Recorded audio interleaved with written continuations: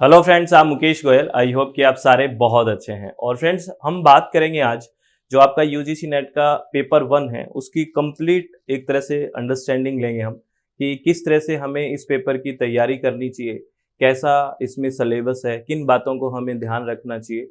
ये सब बातें हमें करनी है। मतलब ये वीडियो मुझे लगता है कि आपकी कंप्लीट हेल्प करेगा पेपर 1 को सही से समझने में। ठीक है, तो बहुत शांति से रिलैक्स होके पूरे कंप्लीट 10 की 10 यूनिट्स को हम कोशिश करेंगे कि डिस्कस करें कि किस तरह से हमें अप्रोच लगानी है, कैसे हमें पढ़ना है, कैसे हमें प्रैक्टिस करनी है, किन टॉपिक्स को हमें ध्यान अच्छे से रखना है, वो सारी बातें हमें करनी है। ठीक है, तो इससे पहले कि हम कंप्लीट डिस्कशन करें फ्रेंड्स, आप लोगों को मैं एक इन्फॉर्मेशन दे देता हूं। और वो इन्फॉर्मेशन ये है कि प्ले स्टोर में अपनी एप्लीकेशन है जिसका नाम है SWMG। ठीक है, इस प्ले स्टोर में जो अपनी एप्लीकेशन है SWMG, इसमें हम पेपर 1 कंप्लीट पढ़ते हैं हिंदी और इंग्लिश मीडियम में।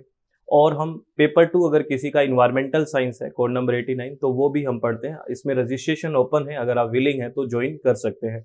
कैसे करना है, आपको SWMG ऐप प्ले स्टोर से इंस्टॉल करके रजिस्टर नाउ पे क्लिक करना है। उसके बाद आपका नाम, आपका फ़ोन नंबर, आपका ईमेल एड्रेस और आप अपने हिसाब से कोई भी पासवर्ड सेट कर सकते हो। फिर रजिस्टर नाउ पे क्लिक करना है और फिर कोर्स पे जाके जो कोर्स आप ज्वाइन करना चाहते हैं, पेपर 1 का ज्वाइन करना चाहते हैं, पेपर 2 इन्वायरमेंट साइंस ज्वाइन करना चाहते हैं, जो ज्वाइन करना चाहते हैं आप ज्वाइन कर सकते हैं। और यहाँ पे लाइव सेशन भी होते हैं। ठीक है, अगर लाइव कोई स्टूडेंट नहीं ज्वाइन कर पाता है तो उस वो रिकॉर्डेड सेशन भी ज्वाइन कर सकता है। और रेज हैंड का भी ऑप्शन है। ठीक है, अगर कोई स्टूडेंट को डाउट आता है तो क्लास में वो रेज हैंड करके डाउट को क्लियर कर सकता है ऑन कॉल आके। और नोट्स भी मिलते हैं, PDF नोट्स, जो हिंदी और इंग्लिश दोनों माध्यम में होते हैं पेपर 1 के लिए। और आप इनका प्रिंट आउट भी निकलवा सकते हैं। तो ये बेसिक सी कुछ इन्फॉर्मेशन से आपके बारे में थी। अब बात करते हैं हम अपने कोर्स सिलेबस के बारे में पेपर 1 के। तो आपको सबको, मैक्सिमम स्टूडेंट्स को तो सिलेबस याद ही होना चाहिए। देखो, होगा भी मैक्सिमम स्टूडेंट्स को ना। आपको पेपर 1 और पेपर 2 जो आपका सब्जेक्ट है उसके पूरा सिलेबस अच्छे से याद होना चाहिए। तो पेपर 1 में अगर मैं फर्स्ट यूनिट की बात करूं तो टीचिंग एप्टीट्यूड है, यानी कि शिक्षण अभिवृत्ति की बात है। ठीक है ना, सबसे पहले अगर बात करें तो शिक्षण अभिवृत्ति है। तो ये यूनिट क्या है, आपको इस यूनिट के जब क्वेश्चन करते हैं हम तो सारे ऑप्शन हमें सही लगते हैं, बिल्कुल ठीक लगते हैं कि ये भी ठीक होगा, ये भी ठीक होगा। बेसिकली ये साइकोलॉजिकल बेस्ड है प्रॉपर। तो इसमें बहुत सारे जो शब्द होते हैं, वर्ड्स होते हैं, उनको बहुत अच्छे से समझना होता है कि इन शब्दों का वास्तव में मतलब क्या है। कुछ थ्योरीज जो दे रखी हैं, किसने कौन सी थ्योरी दे रखी है, इन थ्योरीज के बारे में हमें जानना होता है। बेसिकली अगर इस सिलेबस को देखोगे सुपरफिशियली आपको वो थ्योरीज लिखी हुई नहीं मिलती है। लेकिन अगर हम किसी टॉपिक को अच्छे से पढ़ते हैं, गहराई तक जाते हैं, तो हमें समझ में आता है कि अच्छा ये चीज़ भी इसमें इंपॉर्टेंट है। जैसे अगर मैं इस पूरे सिलेबस की बात करूं तो आपको टीचिंग एप्टीट्यूड में कहीं भी जीन प्याजे का जो नाम है वो नहीं लिखा मिलेगा। लेकिन अगर वो हम पढ़ रहे हैं टीचिंग एप्टीट्यूड तो उनको पढ़ना जरूरी है, क्योंकि किसी भी बच्चे को हम डेवलपमेंट की बात करते हैं, कोग्निटिव डेवलपमेंट, तो वहाँ हमें पढ़ना जरूरी होता है। लेकिन यहाँ पे जो लर्नर का एडोलसेंस और एडल्ट लर्नर की बात डाल दी, किशोर और वयस्क के बारे में कि क्या क्या लर्नर की अप्रोच होनी चाहिए बेसिकली, और कौन कौन सी चीज़ हैं जो, या कौन कौन सी करेक्टरिस्टिक्स हैं जो उनको इफेक्ट करती है लर्निंग में। तो यहाँ पे वो चीज़ छुपी हुई है बेसिकली। ठीक है, तो ये चीज़ें हमें ध्यान होनी चाहिए। और ये जो लेवल ऑफ टीचिंग है, मेमोरी लेवल क्या है, अंडरस्टैंडिंग लेवल क्या है और रिफ्लेक्टिव लेवल क्या है, यहाँ से आपसे यूजीसी अच्छे से क्वेश्चन पूछती है कि स्मृति, समझ और जो प्रतिबिंबित स्तर है, रिफ्लेक्टिव लेवल है, होता क्या है। कौन सा ऐसा है जो ओपन डिस्कशन की बात करता है, वो रिफ्लेक्टिव लेवल है। सबसे बेसिक कौन सा है, मेमोरी है, फिर अंडरस्टैंडिंग है, फिर रिफ्लेक्टिव है। और इसमें जैसे फेज ऑफ टीचिंग के बारे में लिखा हुआ नहीं है, कुछ फेजेस भी होती है टीचिंग की, जैसे प्री, है ना, पोस्ट और इंटरमीडिएट, ये सारी बातें भी हमें करनी होती है। ठीक है, तो बेसिकली टीचिंग एप्टीट्यूड जब हम पढ़ें तो शब्दों पे ध्यान दें। जैसे टीचिंग का मतलब क्या होता है, ठीक है, शिक्षण का मतलब क्या है, इंस्ट्रक्शन, अनुदेश का मतलब क्या है ना, ट्रेनिंग, प्रशिक्षण का मतलब क्या है। तो ऐसे शब्दों पे बहुत गौर करना है टीचिंग में। वैसे तो हर यूनिट में अगर शब्दों पे पकड़ है तो बहुत बेहतर होगा। खासकर टीचिंग में जो एक कॉन्फ्लिक्ट सा बन जाता है कि यार कौन सा ऑप्शन ठीक करूं, तो वहां पे आपको उन शब्दों पे गौर करना है। लेवल ऑफ टीचिंग यहाँ पे काफी इंपॉर्टेंट है, तो इस टॉपिक को यहाँ पे आप बहुत अच्छे से करके जाओगे कि अंडरस्टैंडिंग, मेमोरी और जो रिफ्लेक्टिव लेवल है वो होता क्या है, ये बात करोगे। और यहाँ पे जो शब्द हैं, कोग्निटिव, अफेक्टिव और साइकोमोटर, संज्ञानात्मक, भावात्मक और जो मनोक्रिया या क्रियात्मक जो होते हैं, उन शब्दों के बारे में कि ये किससे रिलेटेड है, तो ये भी आपको ध्यान रखना है। ठीक है, और इसमें और अगर मैं बात करूं जो बहुत इंपॉर्टेंट बात और आती है, बेसिकली जो मेथड्स हैं, जो टीचिंग के मेथड हैं, यहाँ पे इतना लिख दिया कि मेथड्स ऑफ टीचिंग, यानी कि कौन कौन सी पद्धति है शिक्षा के लिए। बेसिकली इसमें फिर नाम नहीं लिखा, इसमें इतना लिख दिया है कि टीचर सेंटर्ड और लर्नर सेंटर्ड मेथड के बारे में बात करनी है। तो आपको सारे मेथड्स के बारे में पता होना चाहिए कि लेक्चर मेथड यानी कि व्याख्यान पद्धति क्या होती है, डिस्कशन मेथड यानी कि जो हम परिचर्चा पद्धति अपनाते हैं वो क्या है, असाइनमेंट मेथड क्या है, ह्यूरिस्टिक मेथड क्या होता है, ठीक है ना, और प्ले वे मेथड क्या होता है, ये हमें पता होना चाहिए। ठीक है, उसके बाद हमें पता होना चाहिए कि किसी चीज को डेमो दे के दिखाते हैं, डेमोन्स्ट्रेशन की बात करते हैं, डेमोन्स्ट्रेशन मेथड क्या है, ये किसके लिए उपयोगी है, जिसको हम प्रदर्शन विधि बोलते हैं, इन सब में अच्छा मेथड कौन सा है। तो इस तरह से आपको मेथड्स के नाम भी यहाँ से निकालना है। डिडक्टिव यानी कि निगमनात्मक, इंडक्टिव यानी कि आगमनात्मक, ये मेथड कैसे हैं, क्या होता है, कौन से में जनरल टू पर्टिकुलर जाया जाता है, कौन से में पर्टिकुलर टू जनरल जाया जाता है। तो इन चीज़ों पे हमें बेसिकली ध्यान रखनी होती है, तो ये भी बहुत इंपॉर्टेंट है। और इसके अंदर जो ये ऑफलाइन और ऑनलाइन मेथड दिया हुआ है, बेसिकली स्वयं प्रभा और मूक की बात की गई है, मैसिव ओपन ऑनलाइन कोर्सेज की बात की गई है। तो मैसिव का शब्द का मतलब भी पूछ लिया था, तो कमेंट में बताना मैसिव शब्द का क्या मतलब है। जब इसकी फुल फॉर्म पढ़ते हैं मैसिव ओपन ऑनलाइन कोर्सेज, तो मैसिव का क्या मतलब है, ठीक है। तो इस तरह से अप्रोच से आपसे क्वेश्चंस आपसे पूछ लिए जाते हैं। और ये जो पोर्शन है स्वयं प्रभा मूक वाली जो चीज है, ये आईसीटी में भी बहुत काम आएगी, इंफॉर्मेशन एंड कम्युनिकेशन टेक्नोलॉजी में, ठीक है। तो आप वहां पे भी कर सकते हो। और ये जो स्पॉट मटेरियल जो होता है, आपको कोई भी जो टीचिंग में हेल्प करते हैं, ठीक है ना, तो यहाँ से भी आपको क्वेश्चन पूछ लेते हैं कि कौन से जो प्रोजेक्ट वाले मेथड होते हैं, कौन से नॉन प्रोजेक्टाइल मेथड होते हैं, कहाँ पे मशीनों का यूज होता है, कहाँ पे नहीं होता। तो इस तरह की चीजें हमसे पूछी जाती है, ठीक है। और अगर मैं बात करूं, और यहाँ पे जो एक बहुत इंपॉर्टेंट है वो इवैल्यूएशन सिस्टम जो है, मूल्यांकन जो प्रणाली है, उसके बारे में भी बहुत अच्छे क्वेश्चन पूछे जाते हैं, है ना, किस किस तरह का इवैल्यूएशन मूल्यांकन होता है। और आपको पता है किसी का इवैल्यूएशन करना एक बहुत बड़ा टफ टास्क है। तो इवैल्यूएशन में फॉर्मेटिव इवैल्यूएशन की बात करते हैं, निर्माणात्मक जो मूल्यांकन है, समेटिव की बात करते हैं, संकलनात्मक की बात करते हैं, इप्सेटिव की बात करते हैं, मतलब खुद का मूल्यांकन करना, है ना, क्राइटेरिया रेफरेंस बात करते हैं कि पहले से कोई स्टैंडर्ड डिसाइड होता है। उसके बाद हम बात करते हैं नॉर्म रेफरेंस की बात करते हैं, है ना, जिसमें रैंक और परसेंटाइल की बात होती है। क्वालिटेटिव की बात करते हैं जिसमें गुणात्मक की बात होती है, यानी कि सिर्फ गुण, यहाँ पे सिर्फ नंबरों की बात नहीं होती, गुणों की भी, एथिकल या बिहेवियर या उसका ओवरऑल डेवलपमेंट कैसा हुआ। क्वांटिटेटिव में सिर्फ नंबरों की बात होगी, मात्रात्मक में स्कोलेस्टिक और नॉन स्कोलेस्टिक जैसे शब्दों का भी यूज होता है। स्कोलेस्टिक किसके लिए होता है, क्वांटिटेटिव के लिए, मात्रात्मक के लिए, यानी कि सिर्फ नंबर पे ध्यान देना। और नॉन स्कोलेस्टिक में होता है क्वालिटी की बात, गुणों की बात। तो इस तरह से आपसे क्वेश्चंस पूछे जाते हैं, तो ऐसे ध्यान रखना है, ठीक है, प्लीज ध्यान रखना है सारी चीजों का, ये काफी इंपॉर्टेंट रहता है इसका। तो ये टीचिंग एप्टीट्यूड में कुछ दिमाग में बात आई कि क्या क्या हमें पढ़ना है, किस तरह की बातें हमें पढ़नी है, आ गई ना। चलो, अब अगर सेकंड यूनिट की बात करें, दैट इज रिसर्च एप्टीट्यूड, ये शोध अभिवृत्ति है। और आपने देखो, अगर आप फर्स्ट पेपर का नाम भी देखोगे तो कहाँ है, टीचिंग एंड रिसर्च एप्टीट्यूड नाम ही उसका है जनरल पेपर का, क्योंकि ये सीधी सी बात करता है कि आप रिसर्च करोगे या तो हायर स्टडी में जाके या फिर कोई टीचिंग में जाओगे नेट क्वालिफाई करके, तो नाम भी वही रखा हुआ है। और एप्टीट्यूड की मतलब होता है एक तरह से आपकी एबिलिटी, किसी काम को करने की क्षमता।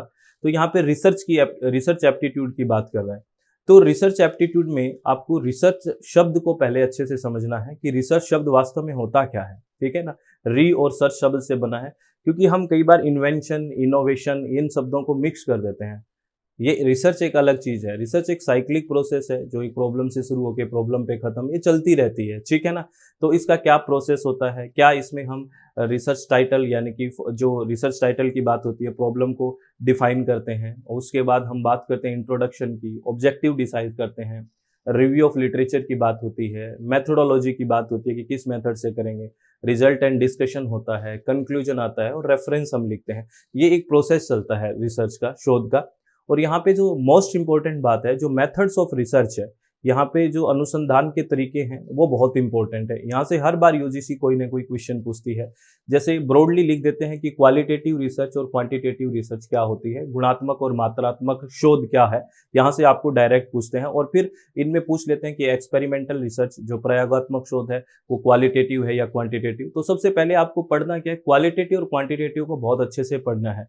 इसको इसका डिफरेंस बहुत शांति से पता होना चाहिए। अगर इनकी थीम आपको समझ में आ गई कि ये क्वालिटेटिव होता है, ये क्वांटिटेटिव होता है, तो फिर हम चीज़ों को डिफ्रेंशिएट बहुत अच्छे से कर पाएंगे। और यहाँ पे आप देखोगे तो बहुत सारी रिसर्च है, उसके नाम नहीं लिखे हुए हैं, मेथड्स ऑफ रिसर्च लिख दिए, उसके बाद में क्वालिटेटिव क्वांटिटेटिव लिख दिए। इसमें बहुत तरह की हमें रिसर्च पढ़नी पड़ती है। जैसे हम फंडामेंटल रिसर्च की बात करते हैं, मौलिक शोध क्या होती है। अप्लाइड रिसर्च की बात करते हैं, ये अप्लाइड रिसर्च क्या होती है, व्यवहारिक शोध। एक्शन रिसर्च की बात करते हैं, क्रियात्मक शोध क्या होती है। इथिनोग्राफिक रिसर्च के बारे में बात करते हैं, इथिनोग्राफिक रिसर्च क्या होती है, निर्जातीय शोध जिसको कहते हैं। एक्सपेरिमेंटल रिसर्च, प्रयोगात्मक शोध क्या होती है। एक्स पोस्ट फैक्टो रिसर्च क्या होती है, उसके बाद जिसको कार्योत्तर शोध बोलते हैं। उसके बाद प्राइमरी रिसर्च यानी कि प्राथमिक रिसर्च यानी शोध क्या होती है। सेकेंडरी रिसर्च क्या होती है। लॉन्गिट्यूडिनल रिसर्च क्या होती है। क्रॉस सेक्शनल रिसर्च क्या है, ठीक है। ब्लाइंड रिसर्च क्या होती है। डबल ब्लाइंड रिसर्च क्या होती है। इस तरह से हमें सारी रिसर्च के बारे में करना बहुत जरूरी है। तो यहाँ पे इतना सा देखिए, हिस्टोरिकल रिसर्च क्या है। यहाँ पे 4-5 नाम देखिए, हम इनको पढ़ जाते हैं, लेकिन हमें इसको थोड़ा डीप में जाना है, क्योंकि इन्होंने क्वालिटेटिव और क्वांटिटेटिव मेथड लिख दिया, तो सारी चीज़ों को ये कवर करके ले गया। तो इसी अप्रोच को हमें समझना है। और कई बार हम जाते हैं ना पेपर में, कहते हैं कि पता नहीं ये चीज़ कहाँ से आई है, वो यहीं से आती है, लेकिन हम सही से एलाबरेट नहीं कर पाते, सिलेबस को सही से समझ नहीं पाते, ये हमारी प्रॉब्लम मेरे को लगता है। तो ये चीज़ पे हमें काम करना है।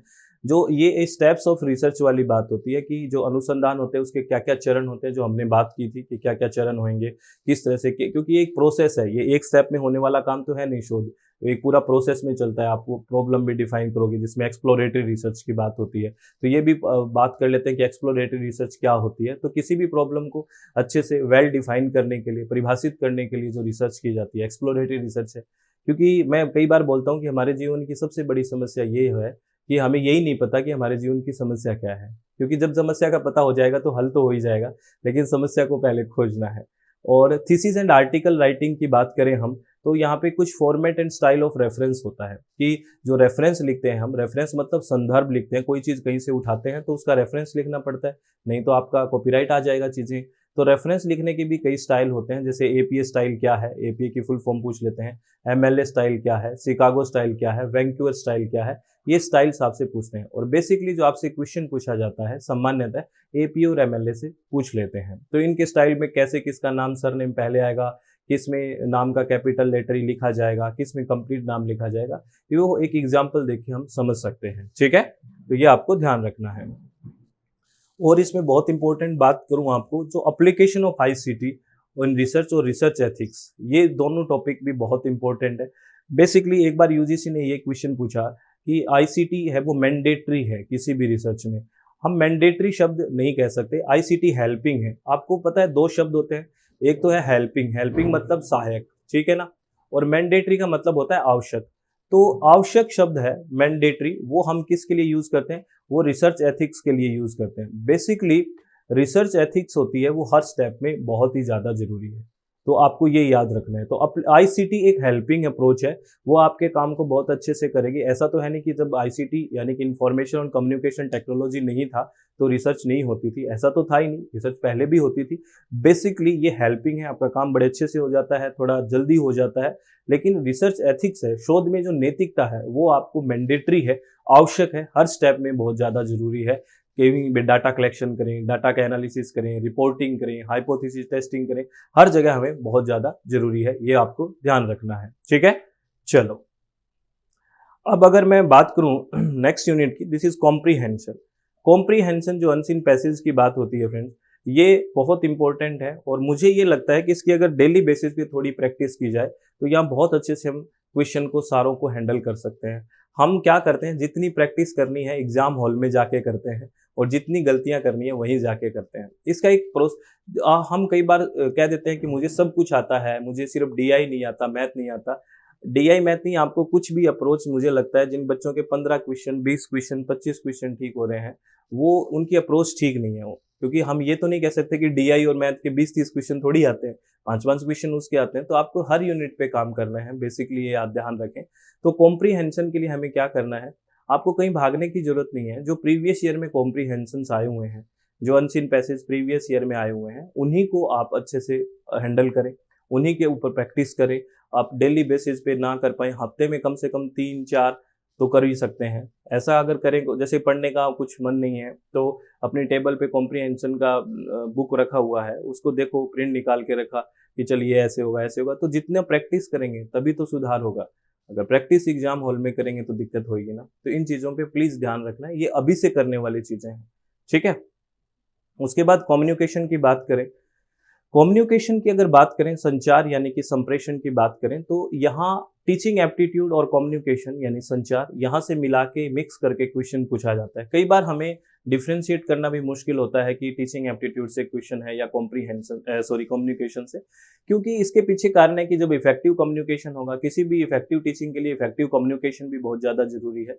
तो यहाँ बहुत अच्छी अप्रोच आपको लेके चलनी है इसको समझने के लिए।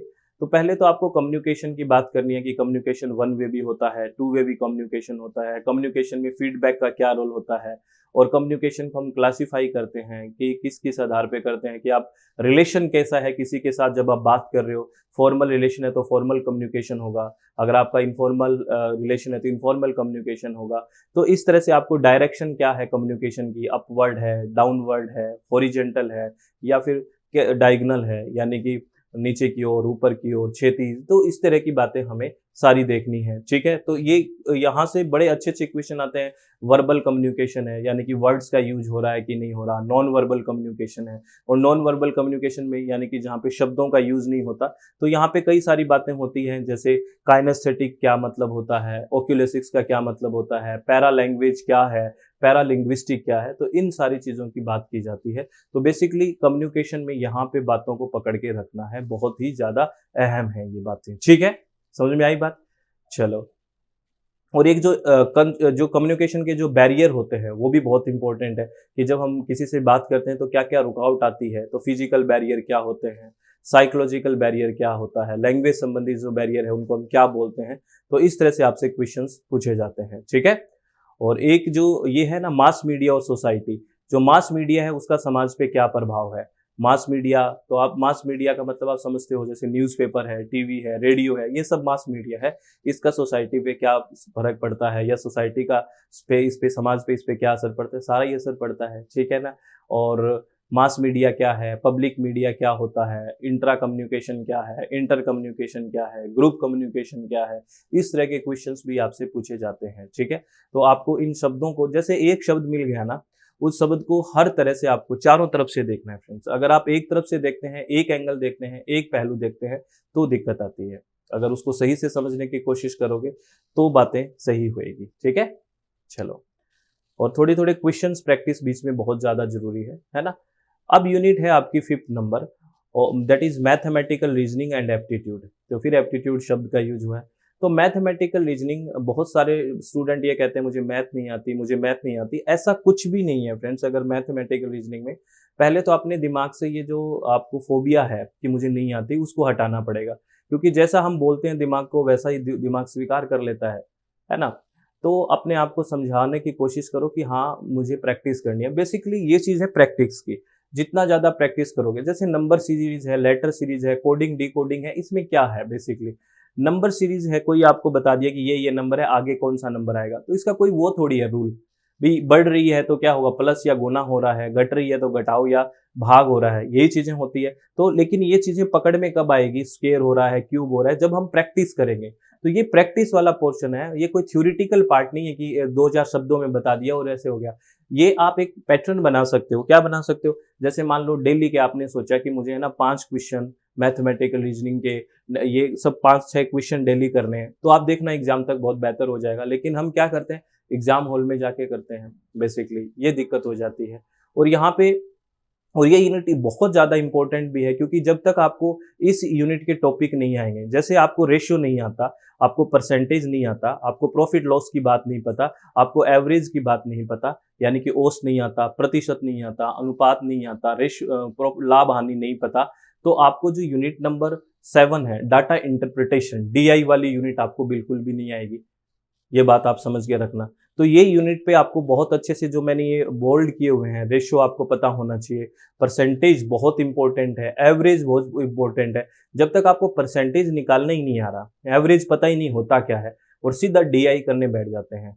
डीआई करने से पहले ये यूनिट पहले करनी होती है। ठीक है, जब तक आपको ये पता ही नहीं है कि प्रतिशत वास्तव में होता क्या है, बहुत सारे स्टूडेंट ऐसे हैं परसेंट निकालना नहीं आता और डीआई के क्वेश्चन करने बैठते हैं, फिर वो कहते हैं मुझे डीआई नहीं आती। पहले उस चीज को बेसिक तो पकड़ो, पहले इस यूनिट को बहुत अच्छे से करो, मेरे कहने का सीधा सा मतलब है। और ये कैसे होगी, आप एक पैटर्न बनाइए कि मुझे 5-6 क्वेश्चन डेली करने हैं। एक बार टाइम लगेगा, फिर नहीं लगेगा। ठीक है, और एक यूनिट है that is logical reasoning. Logical reasoning भी बहुत इंपॉर्टेंट है, बहुत ज्यादा। वैसे तो सारी चीजें इंपॉर्टेंट है, अभी सबसे क्वेश्चन आते हैं, लेकिन लॉजिकल रीजनिंग में अगर मैं बात करूं कि मोस्ट इंपॉर्टेंट फालेसीज से बड़े अच्छे क्वेश्चन आते हैं। और कई बार जो ये है ना फॉर्मल और इनफॉर्मल फालेसीज, यहाँ से अच्छे क्वेश्चन आते हैं। और एक सबसे बढ़िया यहाँ पे टॉपिक है क्लासिकल स्क्वायर ऑफ अपोजिशन है, जिसमें हम AEIO की बात करते हैं, है ना। अगर आपको याद हो तो कॉन्ट्रेरी क्या होती है, कॉन्ट्राडिक्टरी क्या होता है, सब अल्टरनेशन क्या होता है, सब कॉन्ट्रेरी क्या होता है। तो यहाँ से बेसिक से क्वेश्चन है और यहाँ से हर बार क्वेश्चन पूछते हैं फ्रेंड्स। और हम AEIO का डायग्राम बना के बहुत आराम से चीज़ों को करने की कोशिश करते हैं, फिर भी स्टूडेंट पता नहीं क्यों गलत कराते हैं, ये मुझे समझ नहीं आया। नाम से डर जाते हैं कि बेसिकली है क्या। आज बहुत सारे स्टूडेंट ऐसे होंगे जिस वीडियो को देख रहे हैं जो शायद सिलेबस ही पहली बार देख रहे हैं, तो प्लीज थोड़ा सा सिलेबस को प्रिंट निकाल के रखिए और चीजों को अच्छे से करने की कोशिश कीजिए। ठीक है, कि जब तक वो चीजें नहीं होगी ना तब तक कोई मतलब नहीं है ना। जब तक पता ही नहीं है क्या इस सिलेबस में, तब तक क्या मतलब होगा। ठीक है, तो ये चीजें आपको बहुत ज्यादा जरूरी है। इसमें देखो लॉजिकल रीजनिंग में जो ये चीज है, Indian logic means of knowledge, है ना। भारत के जो तर्कशास्त्र है उसमें ज्ञान के क्या क्या साधन है इसके बारे में है। तो यहाँ पे जो प्रमाण है ना, प्रत्यक्ष है, अनुमाना है, उपमा है, शब्दा है, अर्थपति है, अनुपलब्धि है, ये सारे संस्कृत के शब्द हैं। इनका बस बेसिक नॉलेज पकड़ना है फ्रेंड्स, फिर आराम से क्वेश्चन हो जाता है। और अनुमाना जो है इसमें ये सबसे इंपॉर्टेंट है। अनुमाना से बहुत अच्छे अच्छे क्वेश्चन आते हैं, क्योंकि अनुमाना को बहुत डिटेल में, क्योंकि ये बेस है बहुत तगड़ा किसी चीज का अनुमान लगाना, यानी कि अनुमान लगा के किसी चीज तक पहुंचना। और यहाँ पे एक एग्जाम्पल हर जगह आपको मिलता है कि मैंने हिल्स पे धुआं देखा तो वहां आग होगी, और इसी चीज को एग्जाम्पल को समझते हुए हर चीज को पकड़ना है ना। प्रतिज्ञा क्या चीज होती है, हेतु क्या चीज होता है ना, निगमाना क्या चीज होती है। अगर इन चीजों को अच्छे से कर पाए तो बहुत बेहतर होगा। ठीक है, तो आराम से देखना है आज, शांति से चित्त को रिलैक्स करके कि क्या क्या चीजें हैं सिलेबस में। और एक है फिर डीआई की, जो मैं बात कर रहा था डाटा इंटरप्रिटेशन की। तो डीआई तो आपको पता ही है, मैंने आपको सीधा सीधा बात बताई है। यहाँ डाटा दिया हुआ है और उसको इंटरप्रेट करना है, उनको व्याख्या करना है। और उसकी व्याख्या करने के लिए आपको परसेंटेज, एवरेज, रेशियो, प्रपोर्शन, है ना, प्रॉफिट लॉस, ये इनके की जो चीजें हैं इनको पता होना चाहिए कि निकालते कैसे हैं। जिस दिन आपको ये चीजें आ गई तो ये यूनिट तो कुछ है ही नहीं, सीरियसली में कुछ नहीं है। तो एक बार यूनिट नंबर 5 को बहुत अच्छे से कर ले। ये तो फिर डाटा दिया हुआ है, उसकी व्याख्या करनी है, कुछ भी नहीं है। ठीक है, चलो प्लीज करना ये। और यूनिट नंबर 8 है आईसीटी की, इंफॉर्मेशन एंड कम्युनिकेशन टेक्नोलॉजी। ये यूनिट अगर मैं बात करूँ ना, ये इर्द गिर्द घिरती है कंप्यूटर के बारे में। कंप्यूटर इनपुट डिवाइस क्या है, आउटपुट डिवाइस क्या है, सीपीयू के बारे में पूछ लेते हैं, मेमोरी के बारे में पूछ लेते हैं, रैम रोम क्या है इसके बारे में पूछ लेते हैं, मदरबोर्ड के बारे में क्वेश्चन पूछ लेते हैं, कुछ स्टोरेज है हार्ड डिस्क ड्राइव के बारे में पूछ लेते हैं, एसएसडी के बारे में पूछ लेते हैं, ब्लू रे डिस्क के बारे में पूछ लेते हैं। ठीक है, तो यहाँ पे बड़ा जो डेली यूजेज आप कर रहे हो चीजों को, उसी को अगर एब्जॉर्ब करो, उसी को अगर ऑब्जर्व करो ना चीजों को, तो सारी चीजें आराम से हो सकती है। उसी का एक अवलोकन करो कि यार मैं डेली बेसिस पे काम कर रहा हूँ, पीडीएफ कैसे बन रही है, पीपीटी कैसे बन रही है, क्या सॉफ्टवेयर यूज हो रहे हैं, कैसे कैसे हार्डवेयर क्या चीज होती है ना, किस तरह कितनी तरह के सॉफ्टवेयर होते हैं, एप्लीकेशन सॉफ्टवेयर क्या होते हैं, यूटिलाइज सॉफ्टवेयर क्या होते हैं, है ना, इन सिस्टम सॉफ्टवेयर या ऑपरेटिंग सिस्टम क्या होते हैं। बेसिक बेसिक बातें अगर आप डेली है ना चीजों को ऑब्जर्व करना सीख जाओगे तो ये हो जाएगी। यहाँ से फुल फॉर्म भी आते हैं। और एक टर्म सिंक्रोनस और एसिंक्रोनस की बात आती है, समकालिक या तुल्यकालिक या अतुल्यकालिक, है ना। वीडियो कॉन्फ्रेंसिंग वगैरह के बारे में सिंक्रोनस है या एसिंक्रोनस, सेम टाइम में सिंक्रोनस होता है और अलग अलग टाइम का हो तो एसिंक्रोनस होता है। ईमेल में आपसे क्वेश्चन पूछ लेते हैं, सीसी क्या है, बीसीसी क्या है, टू कौन किसको देख सकता है, यानी carbon copy, blind carbon copy. तो इस तरह से क्वेश्चन आपसे पूछे जाते हैं। ठीक है, तो मेरे को लगता है कि अगर आप इसको अच्छे से सुनते हो और फिर उसको अमल करते हो चीज़ों पे, तो बहुत आराम से आप चीज़ें कर सकते हो। एक ही है digital initiative in higher education. यहाँ पे कुछ स्कीम की बात होती है, कौन कौन सी स्कीम है उस शिक्षा में डिजिटल पहल, यानी कि बहुत सारी स्कीम है ना। नेशनल डिजिटल लाइब्रेरी के बारे में बात करते हैं, नेशनल एकेडमिक डिपॉजिटरी के बारे में बात करते हैं, है ना, ई कल्पा के बारे में बात करते हैं। समझ रहे हो, और रोबोटिक्स के बारे में बात करते हैं, ई मित्रा के बारे में बात करते हैं, तो है ना, ई विद्वान के बारे में बात करते हैं, ई शोध सिंधु के बारे में बहुत सारी चीजें हैं। ये स्कीम है जो हायर एजुकेशन सिस्टम में लगाई हुई है, और यहाँ से डायरेक्ट क्वेश्चन आ जाता है ई क्रांति क्या है। तो हाँ, यहाँ पे क्या करना है, बहुत सारी स्कीम है। अगर ऑफिशियल वेबसाइट पे जाके भी देखो ना हायर एजुकेशन की, तो वहाँ पे ऑफिशियल वेबसाइट यानी कि जो MHRD है, अब तो नाम बदल दिया है, एजुकेशन मिनिस्ट्री कर दिया है, तो वहाँ पे आप जाके देखोगे तो आपको बहुत सारी चीजें मिल जाती है। तो उन स्कीम का नाम, उसका फुल फॉर्म, वो किससे रिलेटेड है, इतनी बात अगर आप कर लेते हो तो बहुत बेहतर है। ठीक है, तो ऐसा करना है हमें। और उसके बाद अगर बात करूं, यूनिट है पीपल डेवलपमेंट एंड एनवायरनमेंट, लोग विकास और पर्यावरण की बात करते हैं। तो यहाँ पे भी ये यूनिट बड़ी इंपॉर्टेंट है। बड़ी इंपॉर्टेंट का मतलब, अगर इस यूनिट को ढंग से समझा जाए, क्योंकि जैसे जैसे हम लोग विकास कर रहे हैं वैसे वैसे पर्यावरण पे क्या क्या चीजें हो रही है, कैसे प्रभाव पड़ रहा है, क्या मतलब होता है, इसमें क्या बात होगी, ग्लोबल वार्मिंग क्या है, वैश्विक तापन जिसकी बात करते हैं, ग्रीन हाउस गैसेज क्या है, ओजोन लेयर डिप्लीशन की, ओजोन परत क्षरण की बात करते हैं, प्राइमरी पोल्यूटेंट प्राथमिक प्रदूषक क्या है, सेकेंडरी पोल्यूटेंट द्वितीयक प्रदूषक क्या है, ठीक है, या कौन कौन से जो पोल्यूटेंट है वो कहाँ से निकलते हैं, इनका ह्यूमन बॉडी पे इफेक्ट क्या है, कार्बन मोनोऑक्साइड से बहुत अच्छे अच्छे क्वेश्चन पूछे जाते हैं, कोल बर्न से क्या निकलता है, मीथेन प्रोडक्शन कहाँ से होता है, इस तरह की बेसिक बेसिक बातें यहाँ से पूछते हैं। और यहाँ पे एक बहुत ही इंपॉर्टेंट जो मिलेनियम डेवलपमेंट गोल और सस्टेनेबल डेवलपमेंट गोल्स हैं, यहाँ से बात हमेशा पूछी जाती है। 8 मिलेनियम डेवलपमेंट गोल है, 17 सस्टेनेबल डेवलपमेंट गोल है, इनको सीक्वेंस में याद करना होता है कि कौन सा डेवलपमेंट गोल है जो कौन सी पोजीशन पे है। प्राइमरी एजुकेशन की बात कौन से गोल्स में हुई है, या फिर क्वालिटी एजुकेशन की बात कहाँ हुई है,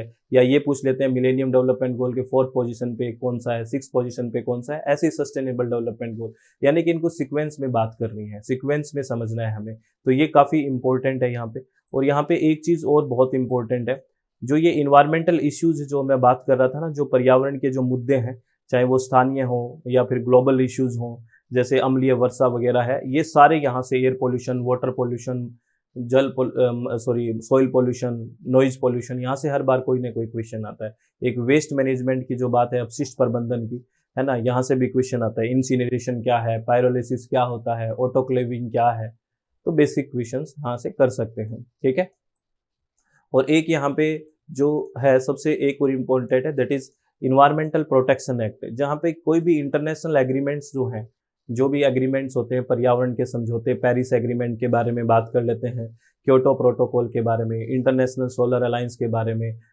CBD convention on biological diversity के बारे में, है ना, और एक ये national action plan on climate change, NAPCC, इसकी फुल फॉर्म भी पूछ लेते हैं। ये नेशनल एक्शन प्लान है ना ऑन क्लाइमेट चेंज है, ये भी 8 है, इसको मिलेनियम डेवलपमेंट गोल के साथ मिक्स मत कर देना, ये अलग है, तो इसके बारे में भी पूछ लेते हैं। ये नेशनल का एक्शन प्लान है क्लाइमेट चेंज पे, तो यहाँ से बेसिक बेसिक बातें आती है।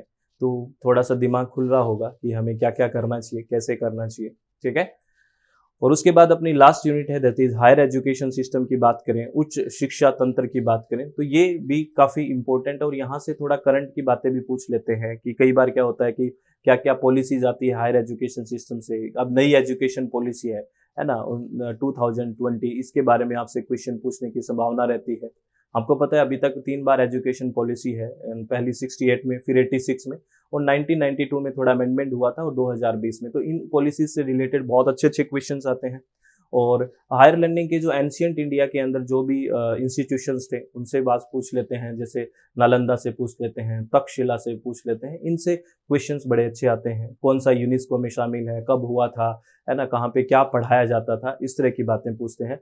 और पोस्ट इंडिपेंडेंस यानी कि स्वतंत्रता के बाद अगर हायर एजुकेशन की बात करें तो कौन कौन से कमीशन आए हैं, राधाकृष्णन कमीशन की बात करते हैं, मोदिलियार कमीशन की बात करते हैं, है ना, इमोशनल इंटीग्रेशन की बात करते हैं, कोठारी कमीशन की बात करते हैं।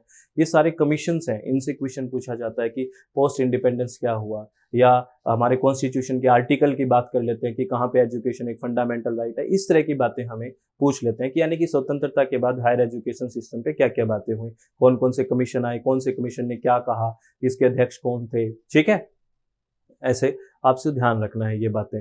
और ये oriental conventional non conventional learning programs हैं इंडिया के अंदर कि कौन से ऐसे प्रोग्राम हैं जो पारंपरिक है, कौन से ऐसे हैं गैर पारंपरिक है। इनके एग्जाम्पल पूछ लेते हैं, जैसे गांधीयन थॉट है, पैट ग्रूमिंग है, ठीक है, इस तरह के नॉन कन्वेंशनल है। कन्वेंशनल जो हम परंपरा में करते हुए आ रहे हैं। ओरिएंटल और को यानी कि हमारी जो एक तरह से पुरानी कल्चर है उसको बचाने के लिए कुछ इंस्टीट्यूट खुले हुए हैं, जैसे ओरिएंटल इंस्टीट्यूशंस हो गए, वो कहाँ पे है, कौन सा लोकेशन, किसकी कौन से लाइब्रेरी या कौन सा इंस्टीट्यूट कहाँ पे है जो हमारी पुरानी चीज़ों को संभाल के रखे हुए हैं। इस तरह की बातें हमसे पूछ लेते हैं, ठीक है, तो ये आपको ध्यान रखना है। बहुत बढ़िया। और एक ये जो पॉलिसी गवर्नेंस एंड एडमिनिस्ट्रेशन की बात है, नीतियाँ, शासन और प्रशासन की जो बात है, यहाँ से यूनिवर्सिटी की बात सारी पूछते हैं। यूनिवर्सिटी में वीसी के बारे में आपसे कोई क्वेश्चन पूछ लिया, रजिस्ट्रार के बारे में कोई क्वेश्चन पूछ लिया, या ये पूछ लिया कि सीनेट क्या काम करती है, या ये पूछ लिया कि सिलेबस डिजाइन में कौन हेल्प करता है। इस तरह की बातें पूछ लेते हैं। सेंट्रल यूनिवर्सिटी के बारे में पूछ लेंगे, स्टेट यूनिवर्सिटी के बारे में पूछ लेंगे, प्राइवेट यूनिवर्सिटी के बारे में पूछ लेंगे, डीम्ड यूनिवर्सिटी के बारे में पूछ लेंगे कि ये कौन हेड होता है, क्या प्रोसेस होता है, किसी भी इंस्टीट्यूट को डीम्ड यूनिवर्सिटी बनने के लिए क्या क्या एलिजिबिलिटी होनी चाहिए, किसी भी कॉलेज को ऑटोनोमस कॉलेज कैसे बनाया जा सकता है। ये सारी की सारी बातें आपसे इस यूनिट में पूछी जाती है। और बहुत इंटरेस्टिंग यूनिट है, क्योंकि यहाँ आप पढ़ते हो, है ना, या पढ़ के आ चुके हो, तो यहाँ पे बहुत अच्छे से हम जान सकते हैं। और मैं आपको एक और बात बताऊँ, ये यूनिट हमने जो सरफेस पे बातें की है कि ये टॉपिक्स हैं, इस तरह से हमें कॉन्सेंट्रेट करना है, तो आपको इनकी प्रैक्टिस भी साथ साथ करनी है। क्वेश्चन प्रैक्टिस बहुत ज़्यादा जरूरी है फ्रेंड्स, इस बात को आप समझिए, क्योंकि जब तक थ्योरेटिकल अप्रोच तो हमें आती है, लेकिन क्वेश्चन प्रैक्टिस हमारी ज़्यादा नहीं होने की वजह से